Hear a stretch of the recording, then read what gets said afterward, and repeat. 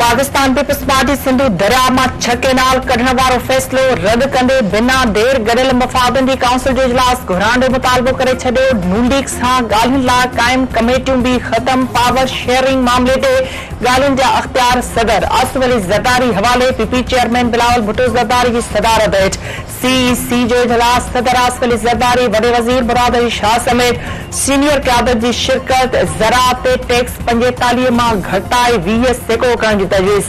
अॻवान जो चवणु आहे त सीईसी इजलास में गॾियल मफ़ादनि वारी काउंसिल जो इजलास फौरी तौर घुराइण जो मुतालबो कयो वियो आहे। पारा चनार जी सूरतहाल ते गौर। गवर्नर केपी किरदार जी वाखाण कई वई। मुख़्तलिफ़ इदारनि में मुलाज़िम दुश्मन क़दमनि ते ॻणती आहे। सदर आसिफ अली ज़रदारी रियासत जे सरबराह पंहिंजो आईनी किरदार जारी रखंदो।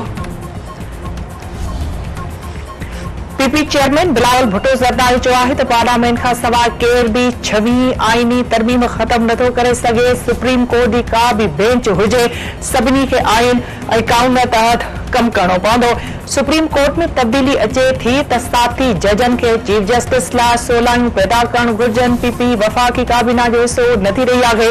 वज़ीर आज़म शहबाज शरीफ पंहिंजो मुदो पूरो कंदो। हुकूमत खे कंहिं बि फ़ैसिले ते इतफ़ाक़ राय क़ाइमु करणु घुर्जे। अमरीकी सदर डोनाल्ड ट्रम्प जी दावत ते हू संदसि नेरनि में शिरकत कंदो।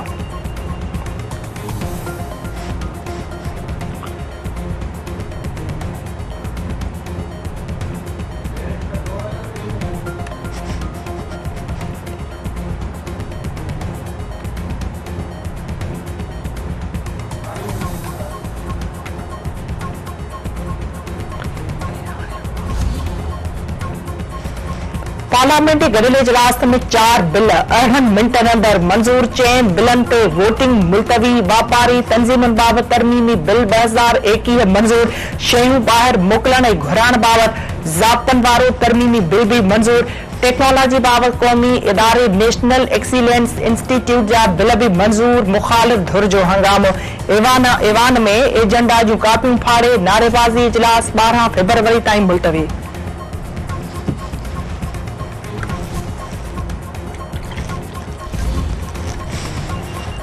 सिंधी मीडिया की तारीख में पहिरों भेरो सिंध टीवी तरफा हैदराबाद में social media conference. Digital media माहिरन ॿोली सकाफ़त के बचाने, समाज सियासत तोड़े सहाफ़त में हाकारी रवैयन के हथी ॾियण लाइ डिजिटल लिटरेसी के अंडर करार ॾेई छॾियो।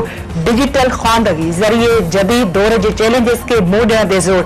सिंध टीवी नेटवर्क के सरबराह डॉक्टर अब्दुल करीम राजपत जो चवणु आहे त सोशल मीडिया ज़रिए हज़ारे वरहनि में इंसान के पहिरियों भेरो तमाम घणी आज़ादी मिली आहे, जंहिंजा फ़ाइदा ऐं नुक़सान भी थिया आहिनि। सिंध मुल्क के तबाह कंदड़ टिकटॉक ते हीरो बणियल आहे।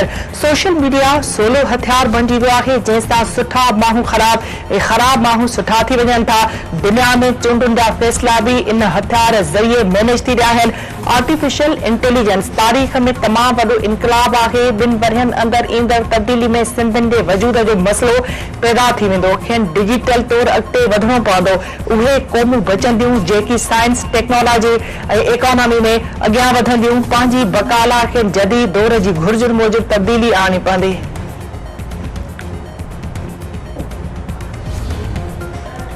ग्रैंड डेमोक्रेटिक अलायंस तरफा आम चूंडूं हिकु दफ़ो ॿीहर रद्द। 8 फरवरी ते समूरी सिंध में कारो ॾींहुं मल्हाइण जो ऐलान। इरसा एक्ट में तरमीम करे सिंधु दरिया मां केनाल कढण कालाबाग डैम खां भी वधीक ख़तरनाक मंसूबो करार। सिंध दुश्मन मंसूबे ख़िलाफ़ सुजागी मुहिम वधीक तेज़ करण जो फ़ैसिलो। जीडीए जो चवणु आहे त पीका कानून मीडिया ऐं अवाम दुश्मन आहे, जेको क़बूल नाहे। सिंध जूं ज़मीनूं परदेही कंपनियुनि हवाले करण ते ॻणती आहे। तालीम, सिहत, ज़राअत ऐं मकानी इदारनि जी कारकर्दगी ख़राब आहे। यूनिवर्सिटियुनि जे उस्तादनि जा मुतालबा जाइज़ आहिनि। शागिर्द यूनियन फौरी तौर बहाल कई वञे। नून लीग के सीनियर नायब सदर शाह मोहम्मद शाह केनालन वारे मामले ते वज़ीर आज़म के ख़त लिखी सीसीआई जो इजलास घुराइण जो मुतालबो करे छॾियो। ख़त में चयो वियो आहे त आलमी उसूलनि तहत सिंधु दरिया ते सभ खां पहिरीं हक़ सिंध जे अवाम जो आहे।